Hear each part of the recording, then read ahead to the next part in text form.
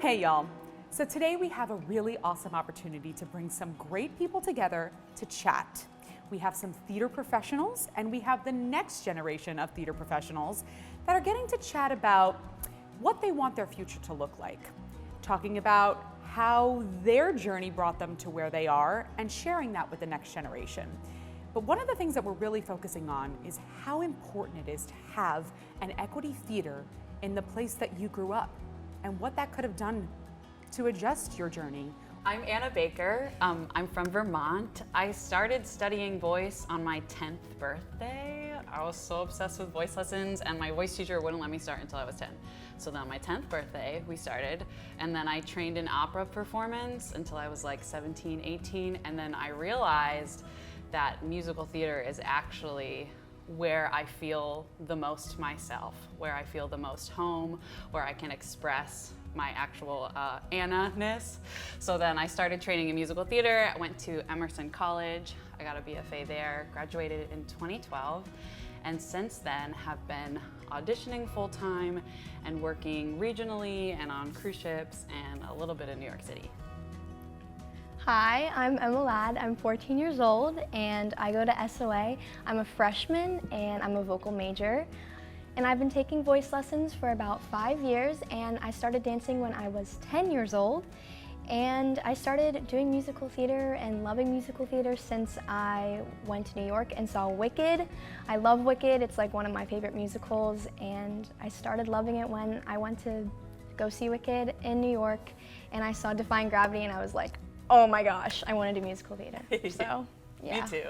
Yeah, I love musical theater. Absolutely. So we were discussing some of your hopes and dreams. I would love to hear more of what you're looking for in musical theater, why you do it, why it's the thing you have to do.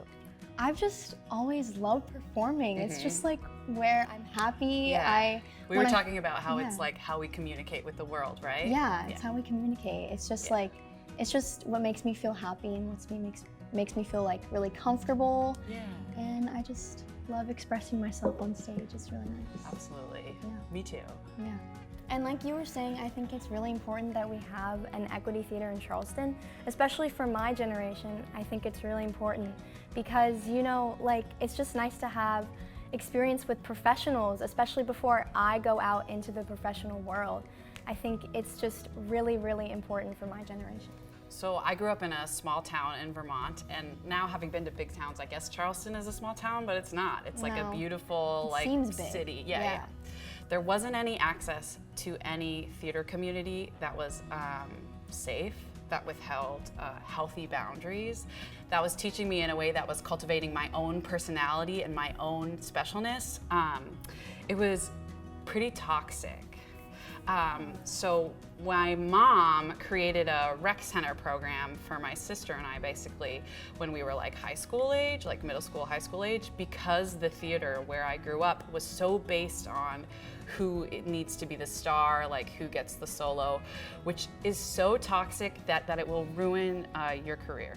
It will, that whole idea of needing to be the star and needing to be the one that has the most stage time will, it will poison the joy that you have for performing. Yeah. Not to be so low, but it is a lot of the time, there is a lot of toxicity for like the teenagers that are growing up in a theater community.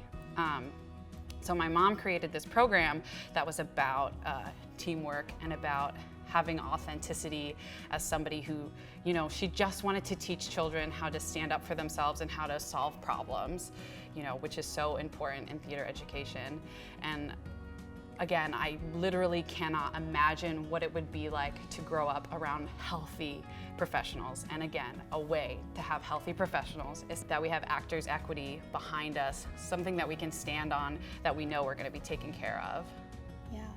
And growing up in a dance studio that's not, my dance studio isn't toxic, but dance studios tend to have favorites and tend to make sure that like, those are the people that are gonna be in the middle. Those are the people who are gonna always be in the front line.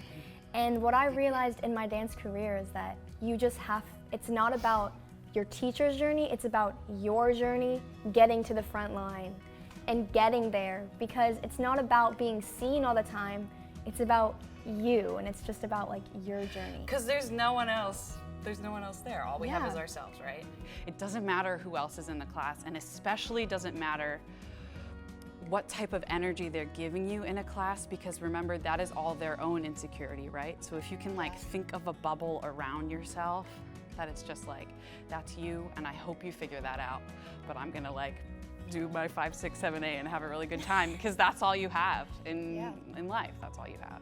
You know, everything you just said to me is just so valuable, because if I was in a show with you and if I was working with you, a professional, it would just be really, really beneficial for me, especially because I want to go to New York or Chicago or somewhere like that and work professionally. So working in that professional environment in my hometown, in Charleston, it literally takes me 15 minutes to drive here and work in a show with a professional, not having to travel hours and hours on an airplane is just amazing. Especially for all of my friends too, who are theater nerds just like me.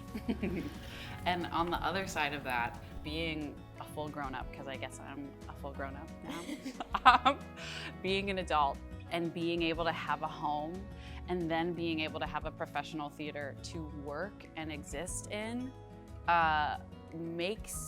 fills me with so much joy that I can't really express it, and it does make me emotional. Because something I have learned is that, like, as human beings, one of our base needs is shelter, right? It's food and shelter, and we need a home. And the idea of being able to do what makes me human, to be able to perform, and what makes me feel the most myself, and share that with other professionals, and also be able to live in the paradise that is Charleston. That makes me pretty emotional. That's sort of like something I never dreamed that would be possible. Yeah, I just didn't know it was possible, so I didn't think about it. It's so humbling knowing that, like, I can sit in a theater and do rehearsals and do tech rehearsals and then come home to my mom and tell her all about this stuff. Moms are cool. I love my mom. Yeah. Shout out to you, Mom. Thank you so much for joining us today. We truly appreciate your support. Please give us a thumbs up, a like, share with your friends, and subscribe to our channel to learn more about Charleston Playhouse.